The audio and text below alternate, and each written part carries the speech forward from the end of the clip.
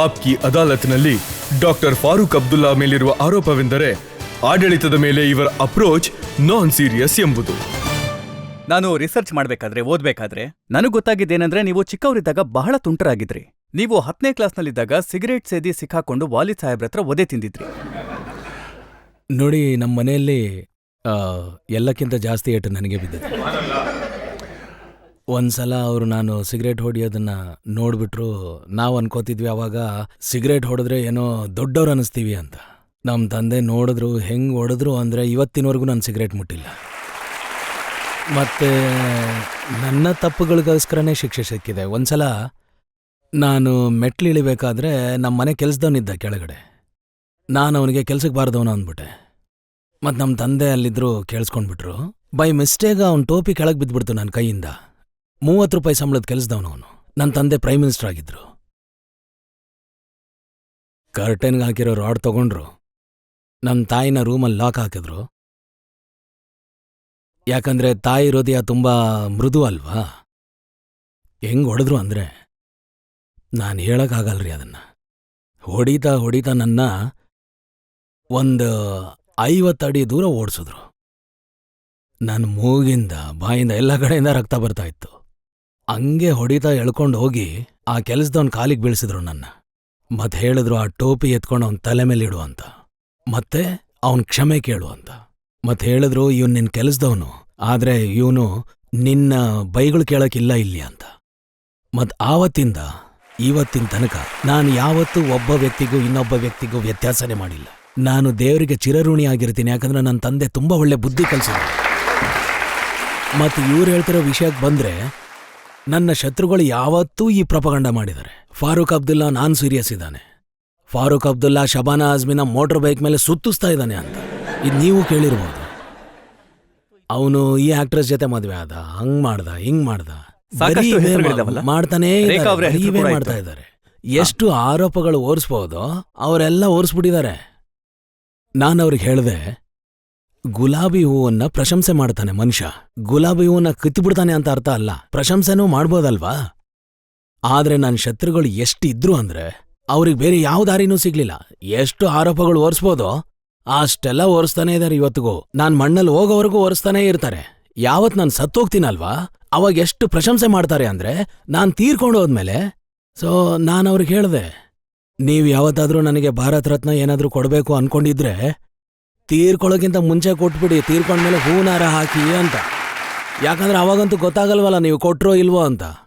ನಮ್ಮಲ್ಲಿ ತೀರ್ಕೊಂಡು ಹೋದ್ಮೇಲೆ ಕೊಡ್ತಾರೆ ಎಲ್ಲ, ಮತ್ತೆ ತೀರ್ಕೊಂಡು ಹೋದ್ಮೇಲೆ ಪ್ರಶಂಸೆ ಮಾಡ್ತಾರೆ. ಅವನು ಬದುಕಿದ್ದಷ್ಟು ದಿನ ಅವನ್ನ ಎಷ್ಟು ಕೆಳಗಿಳಿಸ್ಬೋದು, ಬೈಬೋದು, ಏನ್ ಮಾಡ್ಬೋದು ಎಲ್ಲ ನೀವು ನೋಡಿ. ರಜತ್, ನೀನ್ ಇನ್ನೂ ಬದುಕಿರ್ತೀಯ, ನಾನಂತೂ ಏಜ್ ಆಗಿದೆ, ನಾನು ಹೋಗ್ತೀನಿ. ಆದ್ರೆ ನೀನ್ ನೋಡ್ತಿರೋ, ನಾನು ಹೋದ್ಮೇಲೆ ಪ್ರಶಂಸೆಲೆ ಹೂನಾರನೇ ಕಟ್ಬಿಡ್ತಾರೆ. ಅವಾಗ ನೀನ್ ನೆನ್ಪಿಡು ಅವ್ರನ್ನೆಲ್ಲ. ಯಾರು ಎಲ್ಲ ನನ್ನ ಬಗ್ಗೆ ಹೇಳಿದಾರಲ್ಲ ಅವ್ರ ಬಗ್ಗೆ ನೆನ್ಪಿಡ್ಬೇಕು ನೀನು. ನೋಡಿ, ನಾನು ನಿಮ್ಗೆ ಇನ್ನೊಂದು ಎಕ್ಸಾಂಪಲ್ನ ನಿಮ್ಗೆ ಕೊಡ್ತೀನಿ. ಇದು ನ್ಯೂಸ್ ಪೇಪರ್ನಲ್ಲಿ ಪ್ರಿಂಟ್ ಆಗಿದೆ.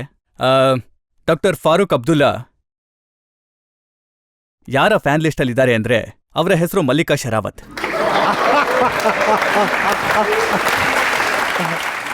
ಏನಪ್ಪ ಇದು, ಎಷ್ಟು ಅದೃಷ್ಟವಂತಪ್ಪ ನಾನು. ಇಂತಿಂತ ಮಹಾನ್ ವ್ಯಕ್ತಿಗಳು ಫಾರೂಕ್ನ ಜೀವನದ ಪುಸ್ತಕದಲ್ಲಿ. ಇನ್ನೊಂದಿದೆ, ಡಾಕ್ಟರ್ ಫಾರೂಕ್ ಅಬ್ದುಲ್ಲಾ ಅವರು ತಮ್ಮ ಮನಸ್ಸಿನ ಮಾತನ್ನ ಮಲ್ಲಿಕಾ ಅವರಿಗೆ ಹೇಳಿದ್ದಾರೆ.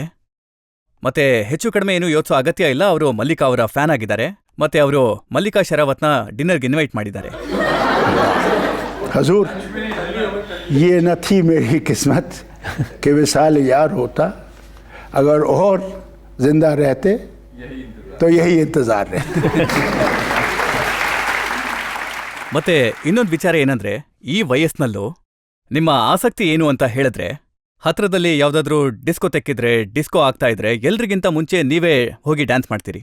ಒಂದ್ ವೇಳೆ ನಿಮ್ ಕ್ಯಾಮ್ರಾ ಇಲ್ಲ ಅನ್ಕೊಳ್ಳಿ, ನಾನು ಹೋಗ್ತೀನಿ.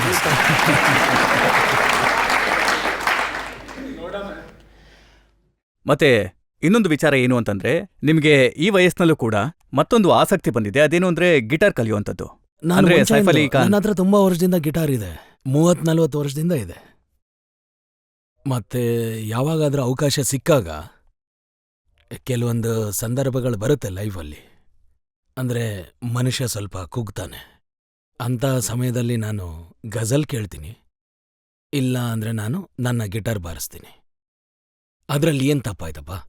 ಇದರಿಂದ ನನ್ನ ಮನಸ್ಸು ಆ ಕೆಟ್ಟ ಹಂತದಿಂದ ಆಚೆ ಬಂದು ನಾನು ಮತ್ತೆ ಸರಿ ಹೋಗ್ತೀನಿ ಅಂದರೆ ಅದರಲ್ಲಿ ಏನು ತಪ್ಪು? ಅದರಲ್ಲಿ ಇದರಿಂದ ಯಾರಿಗೆ ತೊಂದರೆ? ಒಂದು ವೇಳೆ ನಾನು ಗಿಟಾರ್ ಬಾರಿಸಿದ್ರೆ ಯಾರಿಗೆ ತೊಂದರೆ?